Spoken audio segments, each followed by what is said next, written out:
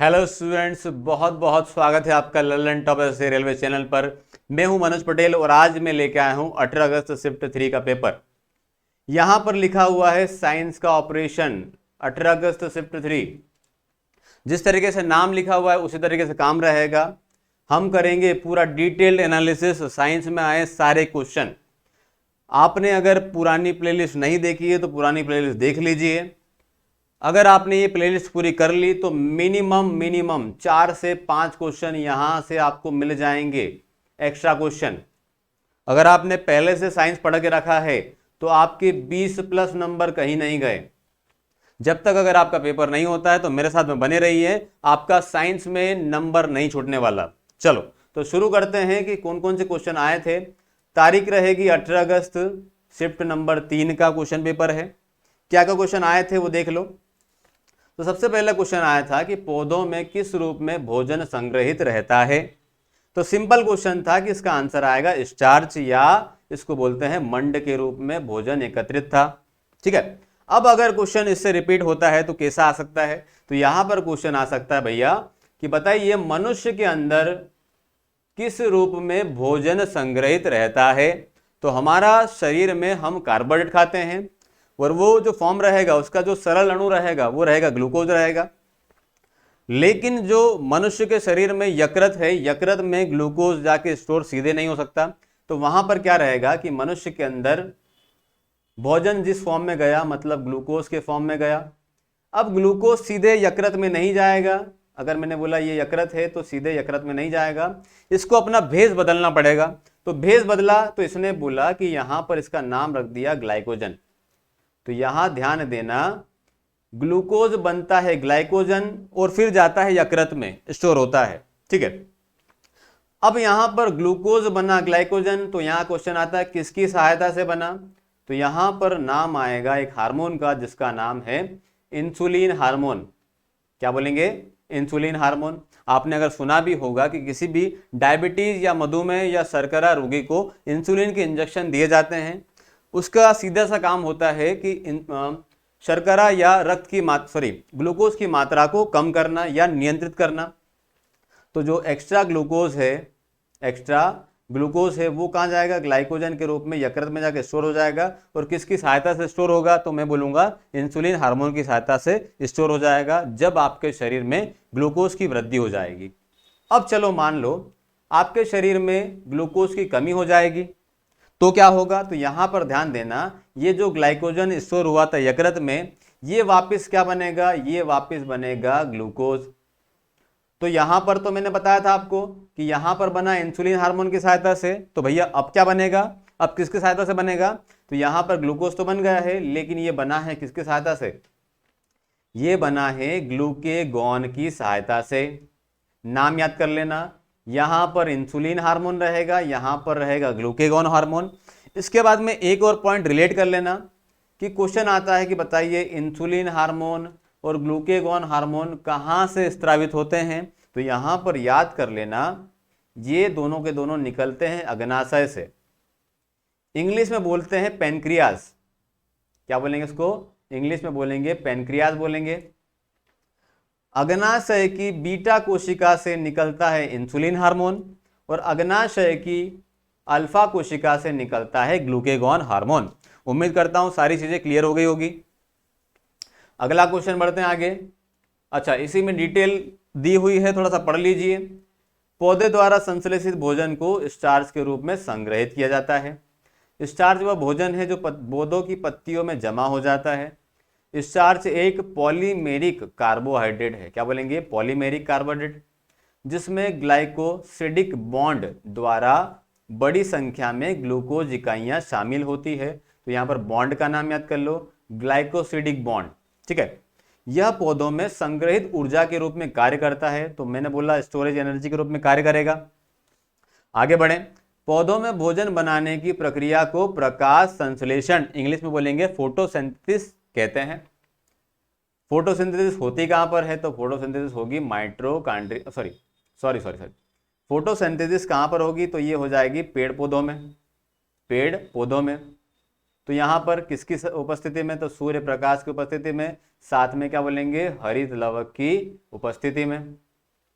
चलो आगे बढ़े, इतना काफी है इस क्वेश्चन के लिए। अगला क्वेश्चन सिंपल क्वेश्चन आया था कि जैव निम्नीकरणीय कचरे संबंधित सही कथन कौन सा है।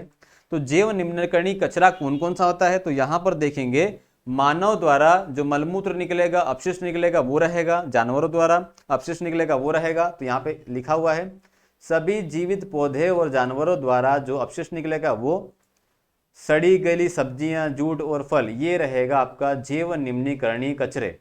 मतलब क्या रहेगा, वो आसानी से अपघटित हो जाएगा। तो यहाँ पर पढ़ लेना कि जैव निम्नीकरणीय पदार्थ जैविक प्रक्रियाओं में अपघटित हो जाता है। इसके बाद में डीकम्पोज हो जाता है। ये वे जीवाणुओं तथा अन्य प्राणियों के द्वारा उत्पन्न एंजाइमों की सहायता से समय के साथ अपने आप विघटित होकर पर्यावरण का हिस्सा बन जाता है। ये चीज आपने ऑब्जर्व करी होगी। ऐसे पदार्थ जो जैविक प्रक्रियाओं से विभाजित हो जाते हैं क्या कहलाएंगे, जैव निम्नीकरणीय कहलाते हैं। आगे बढ़े, यहां पर एक पॉइंट याद कर लेना, हाइड्रोक्सी ब्यूटीरेट और हाइड्रोक्सी वेलेरेट एक जैव निम्नीकरणीय और नॉन पॉलीएमाइड बहुलक है। ये क्वेश्चन पहले आया हुआ था, एक बार पढ़ लेना। नॉन पॉलीएमाइड बहुलक का नाम बताओ, तो यहाँ पे आएगा हाइड्रोक्सी ब्यूटीरेट और हाइड्रोक्सी वेलेरेट। ब्यूटीरेट और यहाँ पे याद कर लेना वेलेरेट, ठीक है। चलो आगे बढ़े, अगला क्वेश्चन क्या आया। अगला क्वेश्चन आया मैग्नीशियम रिबन को हवा की उपस्थिति में, मैग्नीशियम रिबन को हवा की उपस्थिति में जलाया जाता है तो सफेद रंग का पाउडर बनता है, तो उसका नाम बताइए। तो आप ध्यान देंगे कि मैग्नीशियम की बात करें तो मैग्नीशियम को अगर जलाओगे तो जलाने के लिए आपको ऑक्सीजन की आवश्यकता पड़ेगी। तो मैग्नीशियम को अगर आपने जलाया तो ये बनाएगा MgO। संतुलित कर दें इसको, तो यहाँ पर 2 ऑक्सीजन है तो यहाँ पे 2 आएगा, Mg भी 2 लेना पड़ेगा तो यहाँ पे Mg भी 2 हो गया। तो ये अभिक्रिया संतुलित हो गई और यहाँ पे आखिरी में बना क्या है, तो बना है मैग्नीशियम ऑक्साइड। सीधे से क्वेश्चन बन सकता है। अगला, मैग्नीशियम हड्डियों को मजबूत बनाने में मदद करता है। तो क्वेश्चन ये भी बनता है कि मजबूत हड्डियों के लिए क्या रहेगा, मैग्नीशियम। आपने कैल्शियम याद किया होगा तो कैल्शियम और मैग्नीशियम साथ साथ आता है, इस तरीके से रिलेट कर लेना। इसके द्वारा हड्डियों को जरूरी पोषक तत्व मिलते रहते हैं। यह चिंता अनिद्रा की समस्या को भी दूर करता है और अच्छी नींद प्रदान करता है। इसके बाद में और क्या है, तो मैग्नीशियम जिंक और कैल्शियम आदि के साथ मिलकर हृदय, मांसपेशियों और किडनी को भी मजबूत बनाता है। तो इतना आपके लिए काफी है। कुछ पॉइंट और बता दूं, चलो एक पॉइंट बहुत शानदार है। क्वेश्चन आता है कि बताइए पेड़ पौधों में या फिर हरित लवक के अंदर कौन सी धातु पाई जाती है। तो यहां पर भी आंसर आएगा मैग्नीशियम धातु। ध्यान देना, क्या बोलेंगे, मैग्नीशियम धातु पाई जाती है। अगला, अब इसके बाद में यहां पर थोड़ा सा एक्स्ट्रा लिख दिया है कि मैग्नीशियम के शाकाहारी स्रोत की बात करें और मांसाहारी स्रोत की बात करें तो शाकाहारी में पालक में मैग्नीशियम होगा, मूंगफली में रहेगा, सोया मिल्क रहेगा, आवाकाडो रहेगा, ब्राउन राइस रहेगा, इसमें मैग्नीशियम होता है, शाकाहारी स्रोत रहेगा। सैल्मन मछली, चिकन, बीफ, ये रहेगा मांसाहारी स्रोत मैग्नीशियम के। आगे बढ़े, अगला क्वेश्चन यहां आया, सोडियम जब जल से अभिक्रिया करता है तो क्या निर्माण होता है। सिंपल सा क्वेश्चन है। यहां पर अगर मैंने बोला ये सोडियम है, ये जल से अगर अभिक्रिया करा तो क्या बनेगा, तो सीधी सी बात रहेगा Na पहले से है, यहाँ पे O1 है, हाइड्रोजन 2 है, तो मैंने बोला NaOH हो गया और एक हाइड्रोजन निकल गया, तो यहां पर बन गया सोडियम हाइड्रोक्साइड। क्या बोलेंगे, सोडियम हाइड्रोक्साइड, और ये बने जाएगा आपका हाइड्रोजन। तो यहां पर ध्यान देना, सोडियम हाइड्रोक्साइड। सोडियम का उपयोग titanium sodamide, sodium cyanide, sodium peroxide, sodium hydride के उत्पादन में किया जाता है। इसके बाद में ये वाला पॉइंट आप वेरी वेरी इंपॉर्टेंट लगा लो, ये क्वेश्चन बहुत रिपीट होता है कि लिक्विड सोडियम या तरल सोडियम का उपयोग परमाणु रिएक्टर के लिए किस रूप में होता है। तो यहां पर आएगा शीतलक के रूप में, as a coolant. As a coolant, English में बोलेंगे कूलेंट, हिंदी में बोलेंगे शीतलक। तो नाभिकीय अभिक्रिया में शीतलक के रूप में हो जाएगा यूज आपका सोडियम। अगर पूछ लिया जाए कि बताइए मंदक के रूप में नाभिकीय अभिक्रिया में किसका यूज होगा? तो यहां पर आएगा ग्रेफाइट रहेगा और साथ में रहेगा भारी जल, साथ में रहेगा भारी जल। अगला क्वेश्चन अगर आ जाए कि बताइए नाभिकीय अभिक्रिया में ईंधन के रूप में किसका यूज होता है? ईंधन के रूप में, तो ईंधन के रूप में आता है यूरेनियम 235 और प्लूटोनियम 240। ठीक है, और इन्हीं का जो बोलना चाहिए कि हिरोशिमा, नागासाकी में जो परमाणु बम बने थे, पहले में यूरेनियम 235 और दूसरे वाले में प्लूटोनियम 240। दोनों चीजें याद करना, 6 अगस्त और 9 अगस्त 1945, ध्यान रखना। चलो आगे बढ़ें। सोडियम वाष्प का उपयोग स्ट्रीट लाइट में किया जाता है और एक शानदार पीली रोशनी पैदा करता है। एक क्वेश्चन यहां से भी आएगा, ज्वाला का रंग बताओ। तो यहां पर याद किया हम लोगों ने कि सोडियम वाष्प का यूज कहां पर होगा? स्ट्रीट लाइट में होगा, और ये जो रंग देगा वो रंग कैसा देगा? पीला देगा, जिसको बोलेंगे इंग्लिश में येलो कलर देगा। इसके अलावा कौन कौन से कलर होते हैं वो सारे कलर हमको देखना पड़ेगा। तो यहां पे ध्यान देना, ज्वाला का रंग तो पीला रंग, तो मैंने बोला सोडियम। हरा रंग किसके लिए रहेगा? ये रहेगा बेरियम के लिए रहेगा। लाल रंग किसके लिए रहेगा? स्ट्रॉन्शियम के लिए रहेगा, स्ट्रॉन्शियम। कैल्शियम के लिए, कैल्शियम जो रहेगा तो रहेगा लाल ईंट। लिथियम रहेगा तो किरमिन लाल रहेगा। बैंगनी कलर के लिए पोटेशियम, और लाल बैंगनी के लिए रुबिडियम का यूज किया जाता है। एक बार जल्दी जल्दी रिवीजन कर लो। सोडियम में रहेगा पीला रंग, बेरियम में रहेगा हरा रंग, स्ट्रॉन्शियम में रहेगा लाल रंग, कैल्शियम में रहेगा लाल ईंट जैसा रंग, लिथियम किरमिन लाल, पोटेशियम बैंगनी और रुबिडियम लाल बैंगनी। इन तीन को मत भूलना, बाकी ये चीज भूल जाओ चलेगा, लेकिन ये तीन नहीं भूलना। इसके बाद में यहां पर लिखा हुआ है बेटा मांगे अपवाद ज्वाला नहीं रंग। तो इसका मतलब क्या है? तो यहां पर अगर आपने वर्ग नंबर 2 पढ़ा हो तो बेटा मांगे कार स्कूटर बाप राजी, जिसमें जो ऊपर वाले जो तत्व है, 2 तत्व, ये ज्वाला के साथ रंग नहीं देते। बाकी सारे जो तत्व रहेंगे वो ज्वाला के साथ रंग देंगे। तो क्वेश्चन आ गया कि बताइए वर्ग नंबर 2 में ऐसे कौन से तत्व है वो जो ज्वाला के साथ रंग नहीं देते? तो बेटा मांगे मतलब बेरिलियम और मैग्नीशियम, इसको पढ़ेंगे बेरिलियम और ये हो जाएगा मैग्नीशियम। अगर क्वेश्चन आए कि बेरियम किसका रासायनिक संकेतन है, तो यहां पर आएगा ये होता है बेरियम का, ये बेरियम है और ये है बेरिलियम। आगे बढ़े।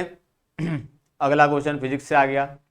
यदि किसी तार में धारा ऊर्ध्वाधर नीचे की ओर प्रवाहित हो रही हो और पश्चिम से पूर्व की ओर एक चुंबकीय क्षेत्र लगाया जाता है, तो तार पर बल की दिशा क्या होगी?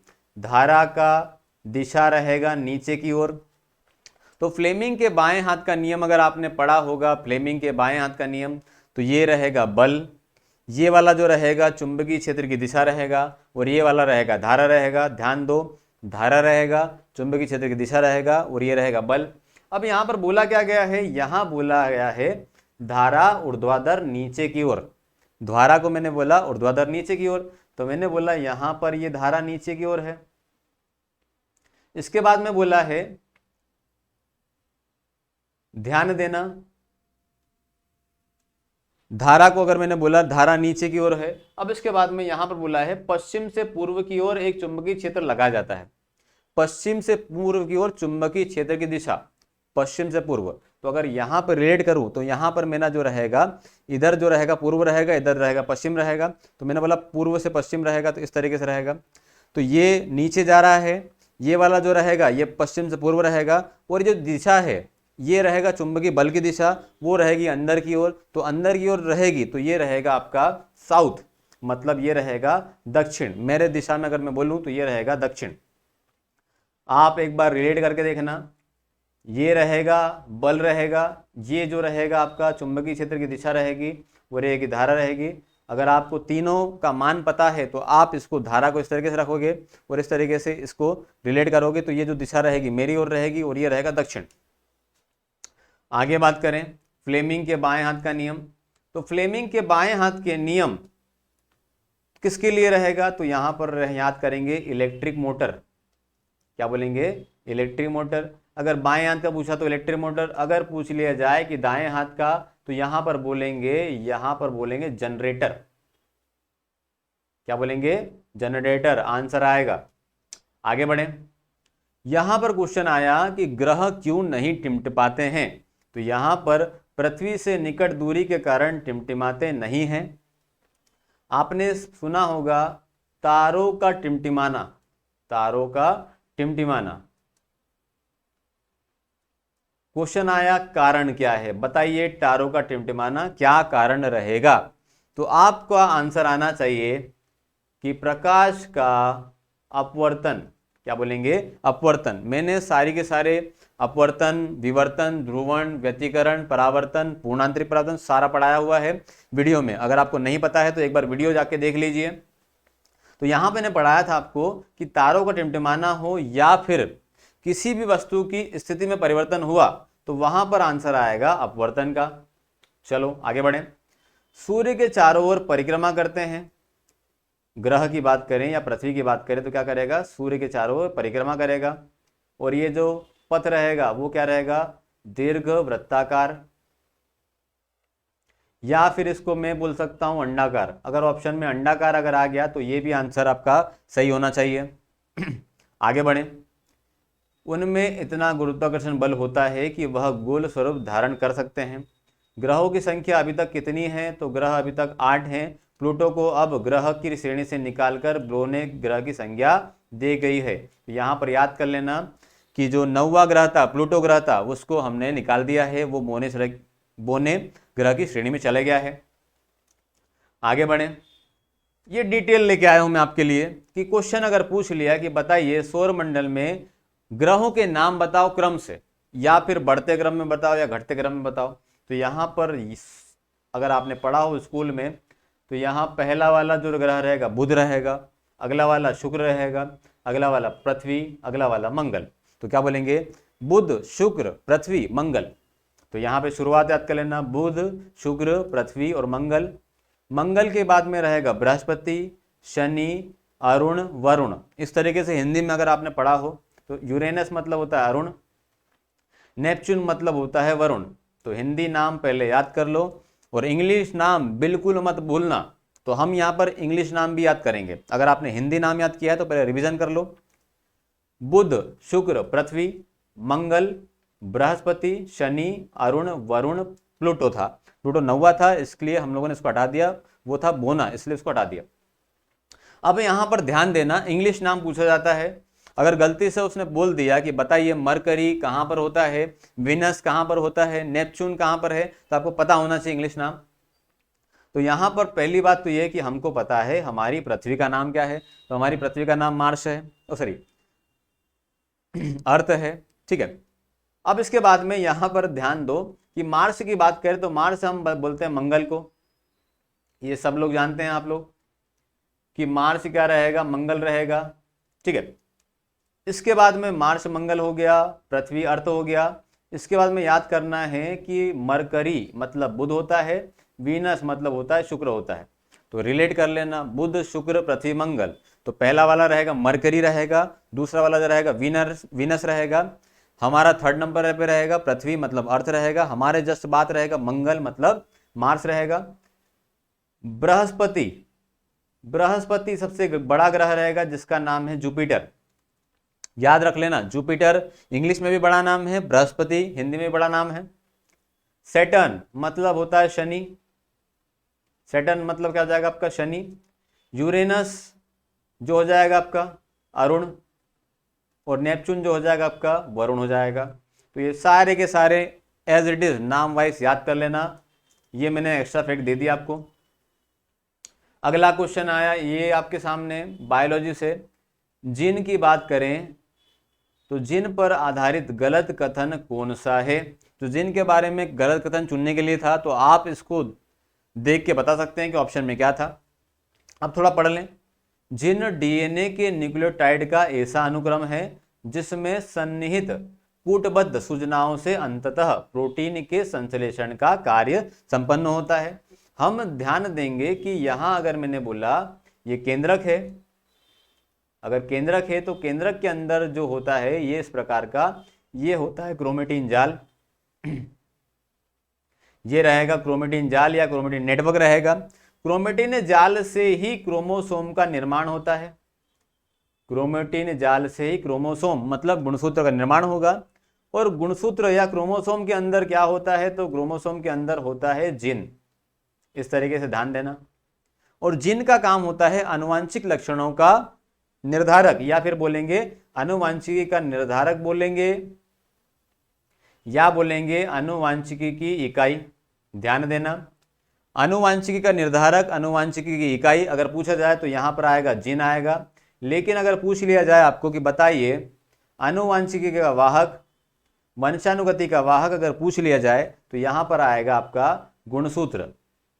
ये दोनों चीजें ध्यान देना, गुणसूत्र को वाहक बोलेंगे और जीन को बोलेंगे निर्धारक या फिर बोलेंगे इकाई।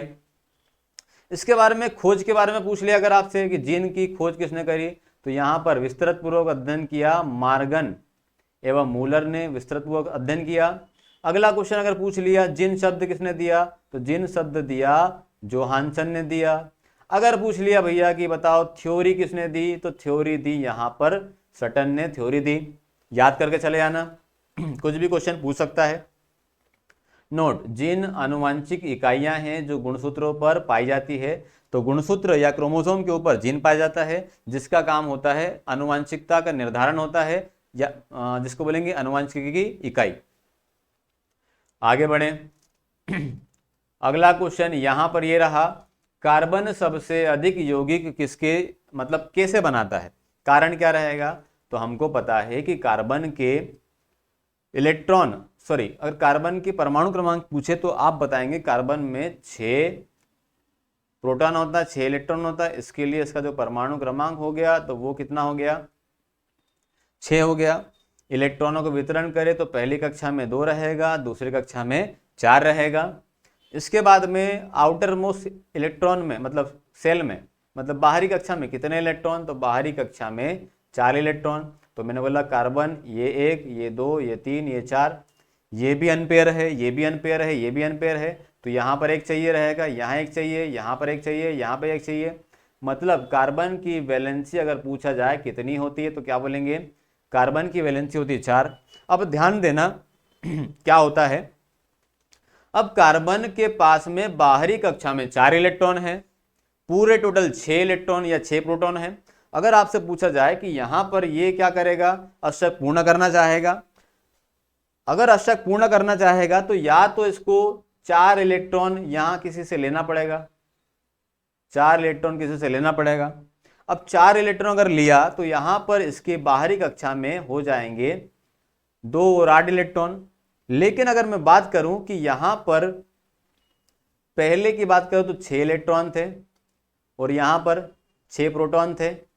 लेकिन अगर बात करूं तो अभी संख्या कितनी हो गई है, तो अभी संख्या में प्रोटॉन की मात्रा तो 6 ही है, लेकिन जो इलेक्ट्रॉन हो गए वो हो गए 10 इलेक्ट्रॉन। आया कि नहीं आया। अगर आपने या कार्बन ने 4 इलेक्ट्रॉन किसी से लिए हैं तो पहले 6 इलेक्ट्रॉन थे, अभी कितने इलेक्ट्रॉन हो गए हैं, तो अभी हो गए 10 इलेक्ट्रॉन। तो यहां पर ध्यान देना कि ये जो प्रोटॉन है ये आंतरिक कक्षा में इलेक्ट्रॉन कितने हैं, 2 इलेक्ट्रॉन है मात्र हैं। तो ये जो बाहरी कक्षा का या फिर इतने जो इलेक्ट्रॉन है उसका भार वहन नहीं कर पाएगा, इसलिए यहां पर भी संभावना कम बनेगी कि कार्बन क्या कर लेगा, कार्बन किसी से 4 इलेक्ट्रॉन लेगा। और अगर मान लो ये 4 इलेक्ट्रॉन किसी को दान दे दे तो आखिरी कक्षा में कितने बचेंगे, मात्र 2 इलेक्ट्रॉन बचेंगे। तो ये भी संभव नहीं हो पाता है। ठीक है, ये चीज हमेशा ध्यान रखना। अगले वाली बात करें तो यहां पर वैलेंसी हम लोगों ने पता कर ली, 4 वैलेंसी होती है। कार्बन के अंदर अपर रूपता का गुण होता है, कार्बन के बहुत सारे अपर रूप हैं। तो ये क्या करेगा, कार्बन विभिन्न अपर रूप से क्रिया कर लेगा। और ध्यान देना कार्बन किसी कभी भी सिंगल बॉन्ड भी मतलब कार्बन कार्बन 2 भी जुड़ जाते हैं, 3 भी जुड़ सकता है। कार्बन अगर चाहे तो वो ओपन मतलब ओपन चेन में रह सकता है। इस तरीके से अगर बोला जाए तो साइड चेन में भी रह सकता है। और इस प्रकार अगर बोला जाए तो ये चक्रीय माध्यम में भी रह सकता है। इसीलिए बोलेंगे कार्बन सबसे अधिक यौगिक बना देता है। और साथ में अगर पूछ लिया जाए कि बताइए कार्बन के साथ में सबसे ज़्यादा बॉन्डिंग कौन बनाता है, यौगिक कौन बनाता है, तो यहाँ पर रहेगा हाइड्रोजन रहेगा। हाइड्रोजन के आखिरी कक्षा में 1 इलेक्ट्रॉन, कार्बन के आखिरी कक्षा में 4 इलेक्ट्रॉन। तो जहां पर भी खाली स्थान दिखेगा तो क्या होगा, यहाँ पर हाइड्रोजन चिपक जाएगा। ध्यान देना, जैसे कि यहाँ बोला कि यहाँ पर कुछ नहीं है, तो यहाँ पर एक तो ये हो गया, यहाँ पर हाइड्रोजन चिपक गया, यहाँ पे चिपक गया, यहाँ पे चिपक गया। इसकी बात करें तो यहाँ पे भी 4 रहेगा, इस तरीके से चिपक जाएगा, यहाँ चिपक गया, यहाँ चिपक गया। इसी तरीके से यहाँ अगर मैं बता दूं इस तरीके से, तो यहाँ जहाँ भी खाली स्थान रहेगा कार्बन के पास में, वहां पर जाके हाइड्रोजन चिपक जाएगा। ठीक है, तो कार्बन सबसे अधिक यौगिक बनाता है। इसके अंदर श्रृंखला बनाने का गुण होता है या श्रृंखलन गुण पाया जाता है, इसीलिए कार्बन के सबसे अधिक यौगिक होते हैं। आगे बात करेंगे, अगर पेड़ पौधे प्रकाश संश्लेषण की जगह श्वसन ज्यादा करें तो क्या प्रभाव पड़ेगा। तो सीधी सी बात है कि जो पौधे क्या करते हैं, पौधे कार्बन डाइऑक्साइड को क्या करेंगे, ग्रहण करेंगे, और ऑक्सीजन क्या करेंगे, छोड़ेंगे। अगर वो श्वसन ज्यादा करेंगे तो यहाँ पर क्या हो जाएगा, ऑक्सीजन की क्या हो जाएगी, कमी हो जाएगी। पेड़ पौधे श्वसन क्रिया में कार्बन डाइऑक्साइड गैस ग्रहण करते हैं। प्रकाश की उपस्थिति में प्रकाश संश्लेषण संपन्न होता है, जो कार्बोहाइड्रेट का निर्माण करता है। कार्बोहाइड्रेट की उपस्थिति किसी भी पादप में एक महत्वपूर्ण श्वसन क्रियाधार का कार्य करती है। और प्रकाश संश्लेषण अगर क्रिया होगी तो फिर कौन सी गैस निकलेगी, तो फिर गैस निकलने वाली है, ऑक्सीजन गैस निकलती है। अगला क्वेश्चन इसमें देख लो, पौधों में श्वसन प्रकाश संश्लेषण द्वारा संपन्न होती है। तो क्या रहेगा, प्रकाश संश्लेषण, फोटोसिंथेसिस हो जाएगा। ये समीकरण एक बार संतुष्ट करना आना चाहिए आपको। एक बार बता दूं मैं आपको कि यहाँ पर कार्बन डाइऑक्साइड लेंगे पौधे, पानी लेंगे, और यहाँ पर ग्लूकोज अणु बनेगा, और यहाँ पर ऑक्सीजन बाहर निकलेगी, और साथ में क्या निकलेगा, पानी बाहर निकलेगा।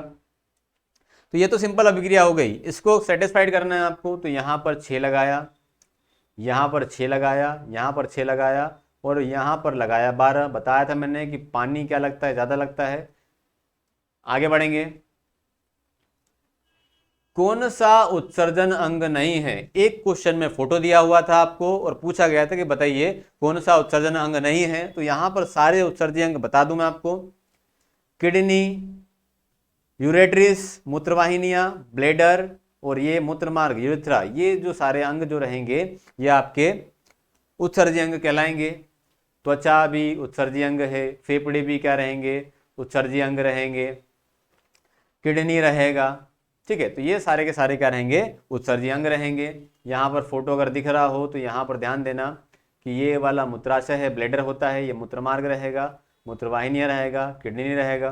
ठीक है, चलो इतना काफी है।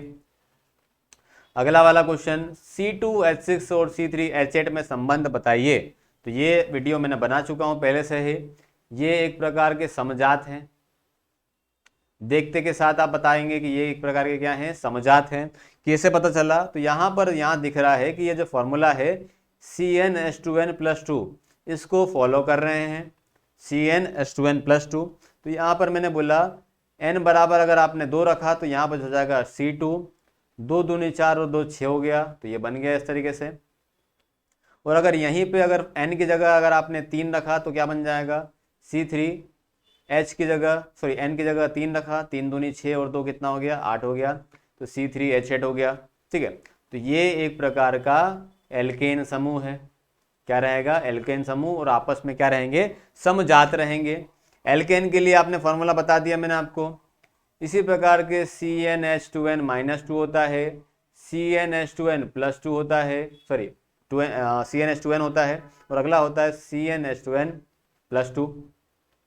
पहला वाला एल्काइन, दूसरा वाला ये रहेगा एल्कीन, और तीसरा वाला जो रहेगा ये रहेगा एल्केन। ये मैंने आपको पहले से ही पढ़ा के रखा हुआ है, अगर वीडियो नहीं देखा है तो देख लो।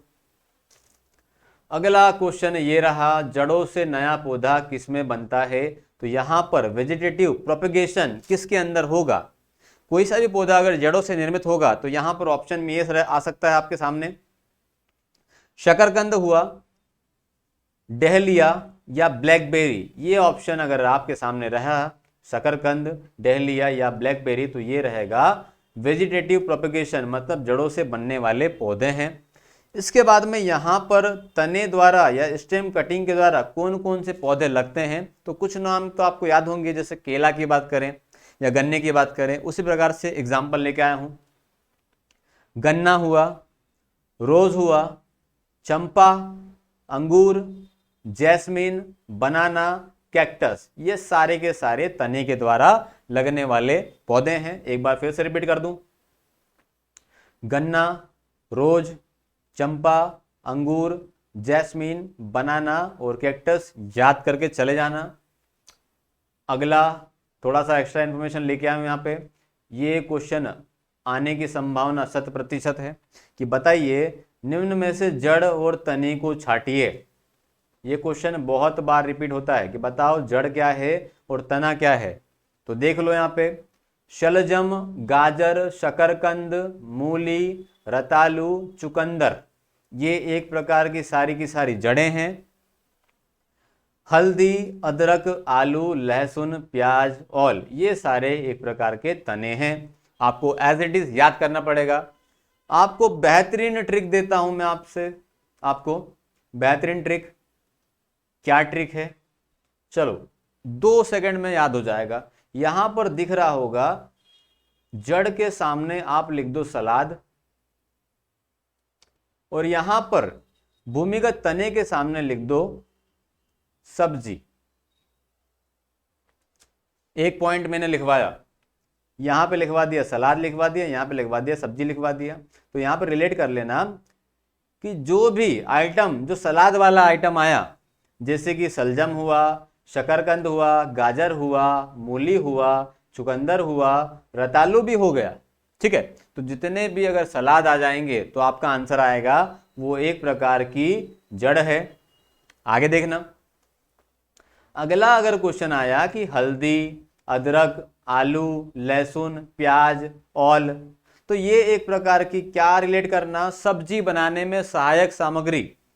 हल्दी लगेगी, अदरक लगेगा, आलू भी लगेगा, लहसुन भी लगेगा और प्याज भी लगेगा। अब यहाँ पर रिलेट करना कि प्याज आपका सलाद है लेकिन मुझे बदबू आती है इसलिए मैं प्याज नहीं खाता, इस तरीके से रिलेट कर लेना। मेरा तो फेवरेट है। तो प्याज किस में आएगा? भूमिगत तने में आएगा। ऑल की बात करें तो ये भी रहेगा तने में आएगा। तो रिलेट कर लेना आप लोग कि सलाद की बात करेंगे तो आएगा आंसर जड़, और अगर सब्जी की बात करें तो आंसर आएगा तना। एक को रिलेट कर लेना। उम्मीद करता हूं आपको सारी चीजें क्लियर हो जाएगी एक बार में। अगला क्वेश्चन आवर्त सारणी से पढ़ के चले जाओ भैया। आवर्त सारणी में धात्विक गुण जब बाएं से दाएं की ओर जाते हैं तो इसका क्या कारण है या क्या फर्क पड़ता है? एक बार इसको रिपीट कर दूं। क्वेश्चन अगर आ जाए कि आवर्त सारणी में बाएं से दाएं जाने पर क्या प्रभाव पड़ता है, तो मैंने आपको बताया था, क्वेश्चन पूछा गया है अधात्विक गुण का। अभी मैं अपनी बात रख दूं कि अधात्विक गुण नाभिकीय आवेश, संयोजी इलेक्ट्रॉन, संयोजकता, इलेक्ट्रॉन बंधुता, इलेक्ट्रॉन लब्धि ऊर्जा, इलेक्ट्रॉन प्रीति, आयनन विभव, विद्युत ऋणात्मकता, ऑक्साइडों की अम्लीय प्रकृति और तत्वों का घनत्व, ये सारी की सारी चीजें आवर्त सारणी में बाएं से दाएं जाने पर बढ़ती हैं। एक पॉइंट याद कर लो, सारी चीजें याद हो जाएगी। ये सारी चीजें बाएं से दाएं जाने पर बढ़ती है, तो बताइए ऊपर से नीचे आने पर क्या होगा? तो इसका उल्टा हो जाएगा, ये हो जाएगा यहां पर घटती है। क्लियर हो गया? ये 9 पॉइंट अगर आएंगे तो बढ़ेगा, नीचे आएंगे तो घटेगा। इसके अलावा अगर कोई सा भी अगर पॉइंट दे दिया जाए, जैसे कि ये धात्विक गुण जो था, मैंने अधात्विक गुण बताया है, धात्विक गुण क्या हो जाएगा? इसका उल्टा हो जाएगा।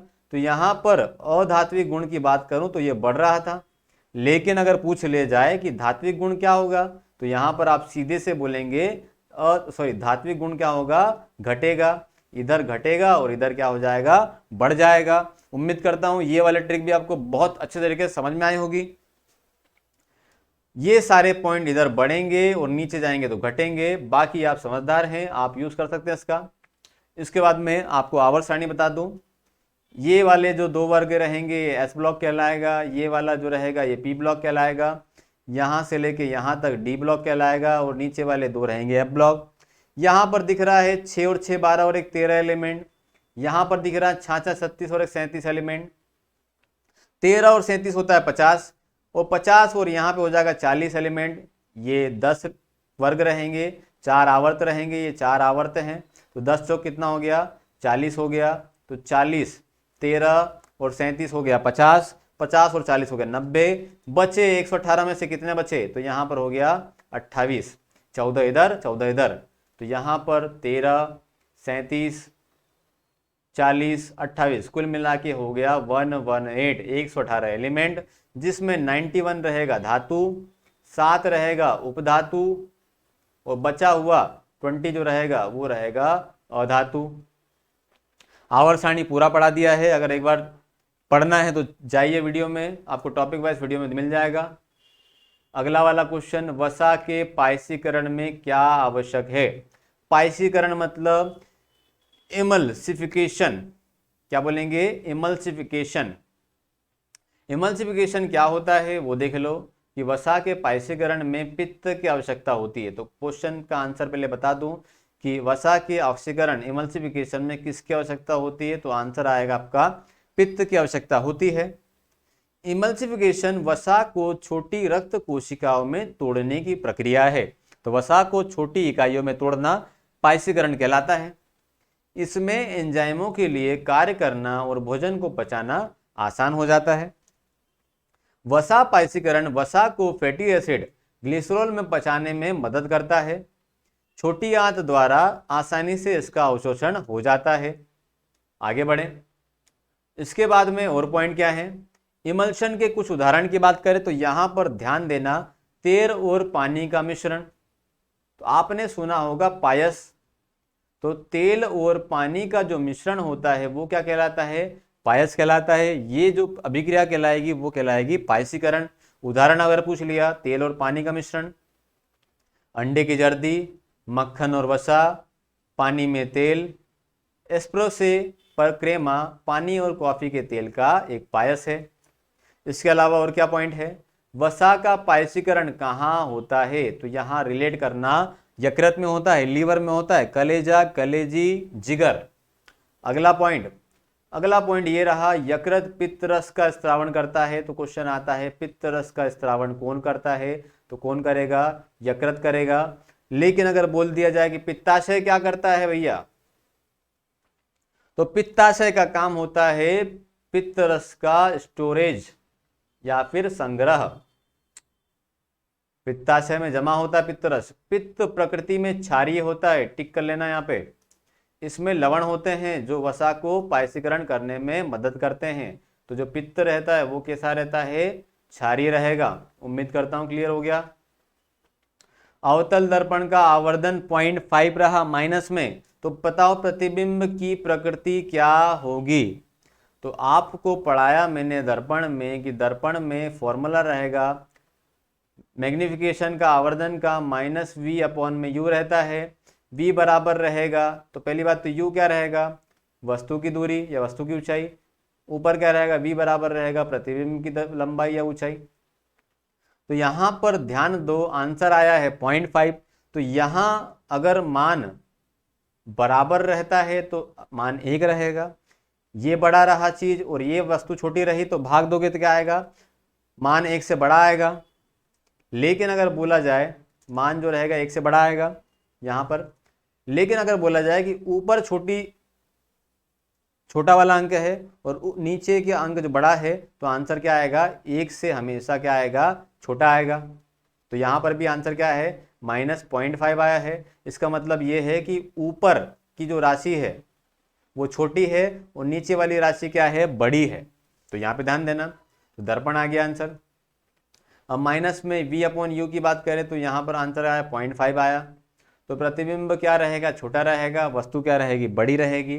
तो प्रतिबिंब कैसा बनेगा, छोटा बनेगा, ध्यान देना। और यहाँ पर अवतल दर्पण की बात आए और यहाँ पर अगर बोला जाए कि आंसर जो आ रहा है, प्रतिबिंब जो अगर छोटा रहेगा तो यहाँ पर आएगा प्रतिबिंब रहेगा वास्तविक। अगर छोटा की बात करेंगे तो क्या रहेगा, वास्तविक रहेगा। यहाँ ध्यान देना, वास्तविक है तो क्या रहेगा, उल्टा रहेगा।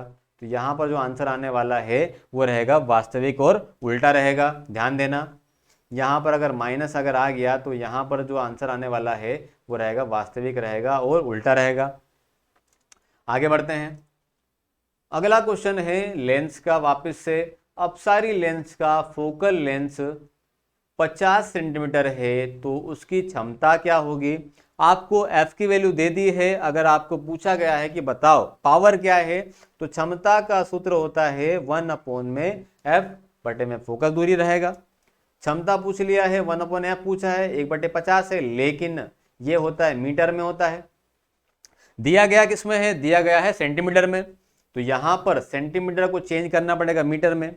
तो मुझे पता है 1 मीटर में भैया 100 सेंटीमीटर। तो बताओ 1 सेंटीमीटर में कितने मीटर, तो यहां पे गुणा भाग कर लोगे तो यहां पर आंसर आएगा 1/100। तो यहां पर ध्यान देना कि 100 चले जाएगा ऊपर चले जाएगा तो 50/100 तो 2 हो जाएगा, तो यहां पर आंसर आएगा 2। ठीक है, आप लोग निकाल लेना, मैंने जल्दीबाजी में निकाल लिया है, आगे के क्वेश्चन समझाना है तो आंसर आएगा -2/d। यहां पर अपसारी लेंस की बात करूं तो अपसारी लेंस जो रहेगा वो रहेगा आपका अवतल लेंस, सॉरी अपसारी लेंस की अगर बात किया जाए तो यहां पर ये रहेगा अवतल लेंस। सही है, अपसारी लेंस जो रहेगा अवतल लेंस रहेगा। मैंने आपको बताया था कि हमारे काम के जो रहेंगे वो रहेगा अवतल दर्पण और दूसरा वाला रहेगा उत्तल लेंस रहेगा। और अवतल दर्पण और उत्तल लेंस दोनों के दोनों क्या होते हैं, वो होते हैं अभिसारी। तो बच गया क्या, तो ये बच गया अपसारी। तो यहाँ पर बात करें तो इसमें माइनस रहेगा, क्या रहेगा, माइनस रहेगा, तो आंसर आएगा -2d रहेगा। क्षमता की बात करें तो फोकस दूरी अगर पूछ लिया जाए कि बताइए फोकस दूरी अपसारी लेंस या फिर अवतल लेंस की पूछ लिया जाए तो इसका जो मान होता है माइनस में आता है, इसीलिए यहां पर क्या लगाना पड़ेगा, माइनस लगाना पड़ेगा। तो ये हो जाएगा -2 में रहेगा और भी रहेगा ये क्षमता है, तो क्षमता हो जाएगा आंसर डायोप्टर, डायोप्टर रहेगा, इसका मात्रक रहेगा। चलो आगे बढ़े। अगला क्वेश्चन रहा नींबू के रस का पीएच मान क्या होता है। तो नींबू के रस का पीएच मान होता है 2.4। पीएच मान से एक क्वेश्चन बन सकता है, सारे के सारे पीएच मान डट के चले आना। पीएच क्या होता है, तो पीएच मतलब potential of hydrogen, potential of hydrogen, ध्यान रखना। पीएच किसी विलयन की अम्लता या क्षारकता की माप है। इसे द्रवीभूत हाइड्रोजन आयनों की गतिविधि के सहलघुगणक लॉग की बात कर रहे हैं के रूप में परिभाषित किया जाता है। पीएच का full form potential of hydrogen रहेगा। दूध का पीएच मान सबसे अधिक होता है, दूध का पीएच मान क्या रहेगा, अधिक रहेगा। आगे बढ़ें। जल का पीएच मान कितना होता है, तो जल का पीएच मान होगा 7 हो जाएगा। अंगूर का पीएच मान 3.5 से 4.5, नारियल 5.5 से 7.8, सरसों का ये रहा, नींबू का रहा। इसके बाद में उदासीन घोल पानी का बराबर रहेगा, 2.8 से लेके 3.4 रहेगा। शराब का, मानव शरीर का रहेगा 7.4 रहेगा। अगर बात करी जाए कि आंत की, बड़ी आंत का बोले तो यहाँ पर भी रहेगा 7 पॉइंट रहेगा। अगर पूछा जाए आंसू का रहेगा, आंसू का भी 7.4 रहता है। अगर पूछा जाए कि रक्त का कैसा रहता है, इसका भी रहता है 7.4। तो यहाँ पर याद कर लेना, आंत, आंसू, रक्त, मनुष्य की बॉडी, ये जो सारे के सारे हैं इनका रहेगा 7.4। इसको हिंदी में अगर बोलूं तो ये होता 7/4। 7/4 को मैंने बोला सच्चा, 7/4 सच्चा, 7/4 सच्चा, रिपीट कर लेना, याद हो जाएगा। तो मनुष्य, आंत, रक्त और आंसू सारे के सारे होते हैं सच्चे, 7/4। अगला वाला पॉइंट बाकी याद कर लो। मानव मूत्र का लगभग 6 रहेगा, आंसू का 7 है। अगला वाला टमाटर का 4.5 रहेगा, केले का 4.5 से लेकर 5.2 रहेगा, याद करके जाना। इसके बाद में चाय का 7.2 रहेगा, बेकिंग सोडा 8.5 रहेगा। मैग्नीशिया के दूध का पीएच मान रहेगा 10.5, मैग्नीशियम ऑक्साइड मैग्नीशिया होता है। अगला अभिक्रिया ये रहा आपके सामने, कौन सी क्लोर क्षार प्रक्रिया है। ये क्वेश्चन पहले भी आ गया था, याद कर लेना। क्लोर क्षार मतलब उसमें क्लोर भी निकलता है, क्षार भी निकलता है। तो याद किया था हम लोगों ने कि 2NaCl मतलब सोडियम क्लोराइड को पानी में मिलाओगे तो यहां पर सोडियम हाइड्रोक्साइड बनता है और साथ में क्लोराइड बनता है। तो यहां पर बोल दिया NaCl साथ में क्रिया कर रही पानी की, तो यहां पर क्या बनेंगे, मैंने बोला क्लोर भी बनेगा और क्षार बनेगा। तो पहले NaOH बनेगा और फिर बनेगा क्लोर बनेगा। तो ये इस तरीके से क्लोर बनेगा और क्षार बनेगा। तो ये प्रोसेस कहलाएगी क्लोर क्षार प्रक्रिया। जब सोडियम क्लोराइड के जलीय विलयन से विद्युत प्रवाहित की जाती है तो यह विघटित होकर सोडियम हाइड्रोक्साइड बनाती है। तो यहाँ पर सोडियम क्लोराइड में से अगर आपने विद्युत प्रवाहित करी तो यहाँ पर सोडियम हाइड्रोक्साइड बन जाएगा और यहाँ पर बन जाएगा Cl, बाहर निकल आएगा। क्लोराइड बाहर हो गया, ये क्षार हो गया। इसी प्रक्रिया को क्लोर क्षार प्रक्रिया कहते हैं। आगे बढ़े। अगला क्वेश्चन आया था थर्मल ऊर्जा की यूनिट इनमें से कौन सी नहीं है। तो थर्मल ऊर्जा या ऊर्जा की यूनिट की बात करें तो यहाँ पर अगर पूछ लिया जाए ऊर्जा की इकाई तो यहाँ पर याद कर लेना जूल भी रहेगा, आगे किलोवाट आवर रहेगा, यूनिट भी बोलते जिसको। इसके बाद में यहाँ पर अगर पूछ लिया जाए कि what into second, what into second हो गया। तो ये जो सारे के सारे जो मात्रक रहेंगे वो किसके रहेंगे, ऊर्जा के रहेंगे। ये वॉट इंटू सेकेंड किससे आएगा, तो यहाँ पर हमको पता है कार्य बराबर शक्ति बराबर होता है कार्य बटे समय। कार्य क्या होता है, जूल होता है। इसी को शक्ति और समय को गुणा कर दिया तो शक्ति का होता है वाट और समय होता है सेकेंड। तो वाट इंटू सेकेंड क्या हो गया, ये हो गया जूल हो गया। ठीक है। किलोवाट आवर, तो यहाँ पर किलोवाट है, ये आवर है, तो ये भी तो वाट शक्ति का मात्रक है, आवर ये आपका समय का मात्रक है। तो वही तो बात है, वाट और समय तो गुणा करके क्या बन जाएगा, ये किलो जूल बन जाएगा। ठीक है। आगे बात करें, जूल तो सैंपल रहेगा, ये बता दिया, और किलोवाट आवर को बोलते हैं यूनिट। और 1 किलोवाट आवर बराबर कितने जूल, तो यहाँ पर याद करना 3.6 गुणा 10⁶ जूल होता है, याद करके चले जाओ। अगला क्वेश्चन आया है फिजिक्स से। 4 ओम और 3 ओम के प्रतिरोध श्रेणी क्रम में जुड़े हैं। तो यहाँ पर याद देख लो, 4 ओम और 3 ओम के प्रतिरोध श्रेणी क्रम में जुड़े हुए हैं। यदि 5 वोल्ट की धारा प्रवाहित की जाए तो यहां पर मैंने बोला कि बैटरी कितने वोल्ट की रहेगी, तो मैंने बोला 5 वोल्ट की बैटरी है। अब यहां पर ये दोनों प्रतिरोध को श्रेणी क्रम में है तो आप जोड़ देंगे सीधे सीधे। ये 4 और 3 कितना हो गया, 7 ओम हो गया। V बराबर होता है IR, ये चीज समझ गए होंगे आप अभी तक। आपको पूछा है धारा का मान, I का मान पूछा है, तो V/R आपको निकालना है। I V वोल्टेज कितना है, तो वोल्टेज 5 है। धारा का मान कितना है, तो धारा का मान कितना हो गया, 4 और 3 कितना हो गया, 7 हो गया। तो इसका आंसर आ गया 5/7। ठीक है। ऐसा कोई सा भी क्वेश्चन अगर आ जाएगा तो आप कर देंगे। ये ओम का नियम ध्यान रखना, ओम का नियम, वोल्टेज जो रहेगा धारा के समानुपाती होता है। अगला क्वेश्चन यह रहा आवर्त सारणी से फिर से एक क्वेश्चन।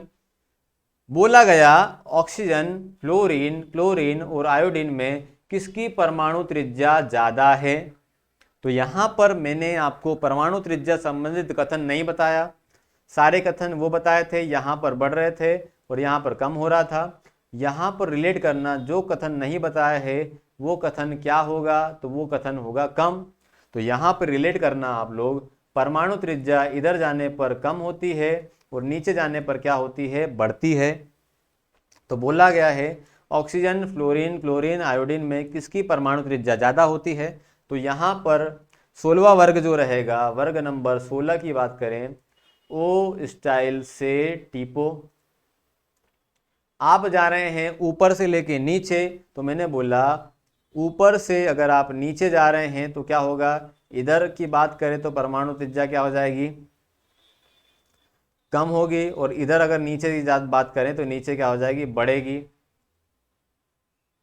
ऑक्सीजन, फ्लोरीन, क्लोरीन और आयोडीन, सॉरी यहां पर थोड़ा सा क्वेश्चन दूसरा था, एक बार वर्ग 17 का बता दूं।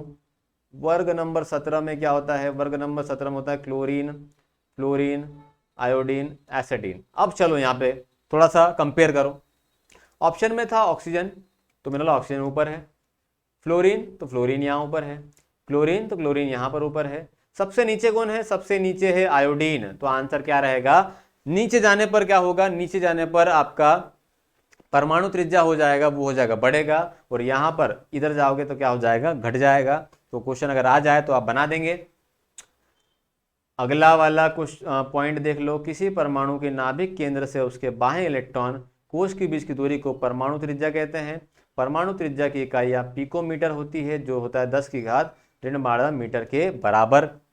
यहां पर ध्यान देना, ये अगर नाभिक है, ये परमाणु है, तो पिकोमीटर, इसको थोड़ा सा भूल जाओ अभी। यहाँ पे ये होता है 10 की घात ऋण 15 मीटर नाभिक का आकार, और ये होता है परमाणु की त्रिज्या 10 की घात ऋण 10 मीटर, ये होता है एंगस्ट्रॉम। ये याद रखना। परमाणु की त्रिज्या की बात करें तो यहां पर 10 की घात ऋण 10 रहेगा, एंगस्ट्रॉम रहेगा। नाभिक की त्रिज्या की बात करें तो 10 की घात ऋण 15 रहेगा, वो रहेगा मीटर में रहेगा। ठीक है, नाभिक, और ये रहेगा आपका परमाणु। कंफ्यूज नहीं होना। अगला वाला क्वेश्चन ये रहा आपके सामने। गोलीय दर्पण में किरणें लंबवत आपतित होती है जब वह खालिस्तान से गुजरती है। तो अगर गोलीय दर्पण की बात करें तो यहां पर ध्यान देना, यहां पर अगर दर्पण दिया मैंने, यहां पर अगर F है, यहां पर अगर C है, तो अगर C से कोई प्रकाश किरण आएगी तो वापस C से, अगर मैंने बोला C से अगर आएगी तो C से ही वापस चले जाएगी। तो क्या बोलेंगे? लंबवत आपतित होती है, और वापस कहां से जाएगी? तो वापस कहां जाएगी? वो हो जाएगी वक्रता केंद्र से होके जाएगी। सारे के सारे क्वेश्चन जो मैं करवा रहा हूं, अगर आपने शांति से, इत्मीनान से अगर कर लिए हैं तो आपके 4 से 5 नंबर बढ़ने के चांसेस पूरे के पूरे बनेंगे। और अगर आपने पूरा अगर पढ़ लिया है तो 20 नंबर कहीं नहीं गए, गारंटी लेता हूं मैं। थोड़ा सा एक्स्ट्रा फैक्ट पढ़ना पड़ेगा आपको। अगला वाला क्वेश्चन वही वाला रिपीट हुआ है, फ्लेमिंग के बाएं हाथ वाला, पढ़ के चले जाना एक बार फिर से। ये वाला रहेगा बल, ये वाला रहेगा चुंबकीय क्षेत्र की दिशा, ये वाला रहेगा धारा, और साथ में अगर पूछ ले कि बाएं हाथ का नियम किसके बारे में रहेगा, तो वो रहेगा इलेक्ट्रिक मोटर। दाएं हाथ का नियम क्या रहेगा? दाएं हाथ का नियम रहेगा आपका जनरेटर। क्या बोलेंगे? जनरेटर। ये बता दिया था। चालक तार में बल की दिशा किस नियम से ज्ञात की जाती है? तो मैंने बोला बल की दिशा, तो मैंने बोला बाएं हाथ के नियम के द्वारा।